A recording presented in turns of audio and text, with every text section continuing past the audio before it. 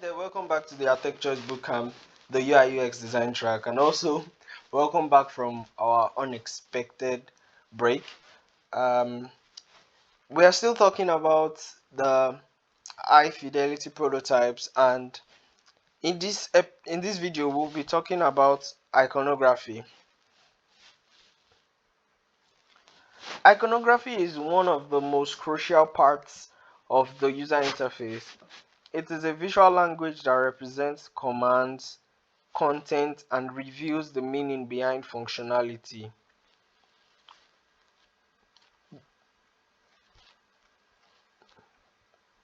An icon is a compact symbol that represents a discrete object, action, or an idea. Icons are meant to be read at a glance and are typically created on a square 1:1 canvas. Icons usually employ visual metaphors to speed comprehension by transferring properties from something we already understand. Please take note, something we already understand. In some cases, the metaphor is literal. For example, an alarm icon represents a classic mechanical alarm with bells carrying functionalities we would expect, which is to alert us or to ring or wake us up in time. Sometimes the metaphor is a little outdated, but understandable. It's understandable through repeated use.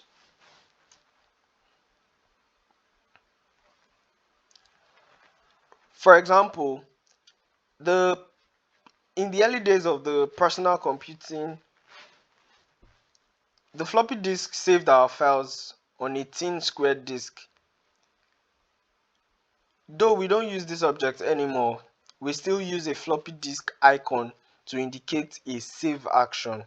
Other times, the metaphor is a little more abstract.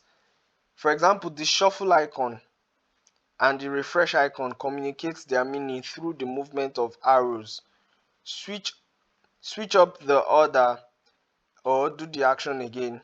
Yet, other times, the original referent has been lost. For example, the command icon on a MacBook accesses shortcuts from the Mac keyboard. The metaphor isn't readily apparent. Does it reference anything? Icons are found everywhere in public transit, dashboard, household appliances, and digital applications.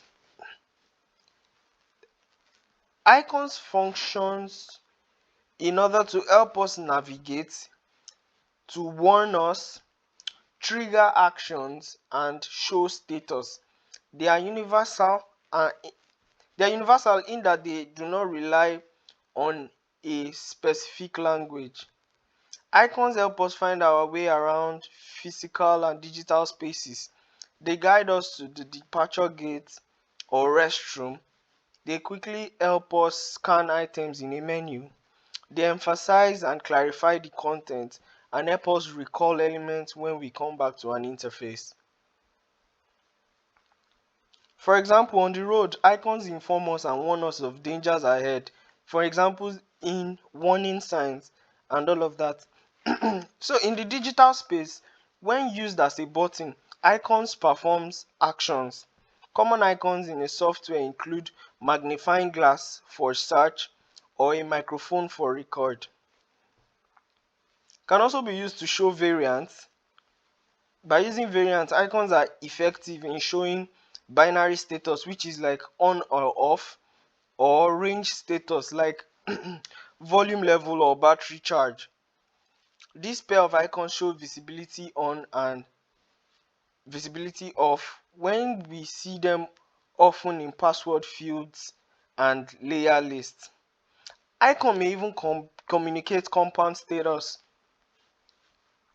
For example, when your battery is being charged or how much your battery is charged and whether it is charging at the same time. Now for this video, we will learn iconography in UX design, their benefits, the benefits of using icons, and even though I've listed some, but we'll look at them, then basic practices of iconography, and the file format and the examples. Icons, like I said, are simple visual elements that are easily recognizable and understood. They can be used to represent content or features. They also help the users to navigate through your products easily. The benefits of using icons.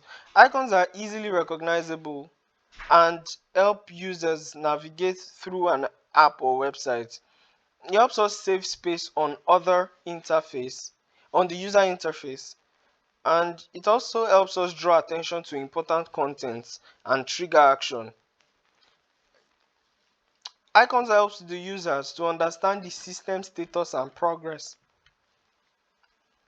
For example, we use text labels where appropriate to clarify the icon functionality. In the case where we have abstract icons, we use a text label underneath.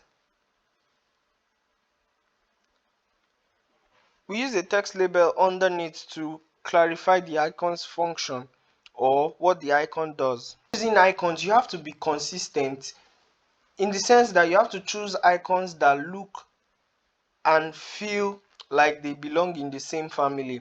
For example, the one on the left where we have the all icons in solids is a matter of being consistent, while on the right, which is a wrong practice, shows the settings icon in outline form, which is not right because you've started with solid forms of icons. It's best to complete it with the solid forms. Also, please, when using icons, you have to be simple and use universally understood icons. For example, in the case of what you're seeing on your screen, the home icon is a bit unusual and is complex. Simplicity in iconography helps your UI interface or your user interface a lot.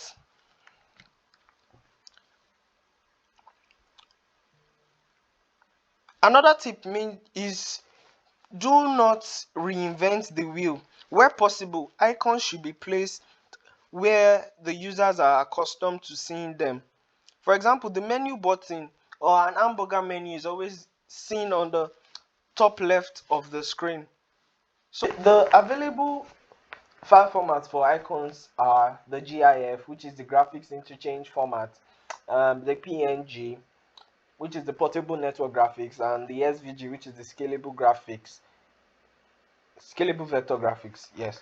So website gives users file format options. Like most websites, if you want to download your icons, they give you file format options when downloading the icon, but the best actually is the scalable vector graphics, which is the SVG, because it supports all colors and is scalable to an infinite amount, in the sense that in the case of PNG it actually pixelates, and GIF it's like a video.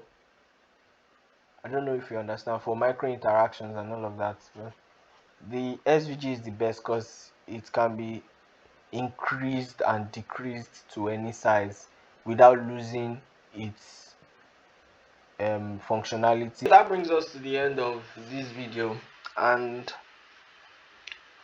in the next video we'll be talking about usability testing and the different testing tools and the different testing methods. Thank you, and see you.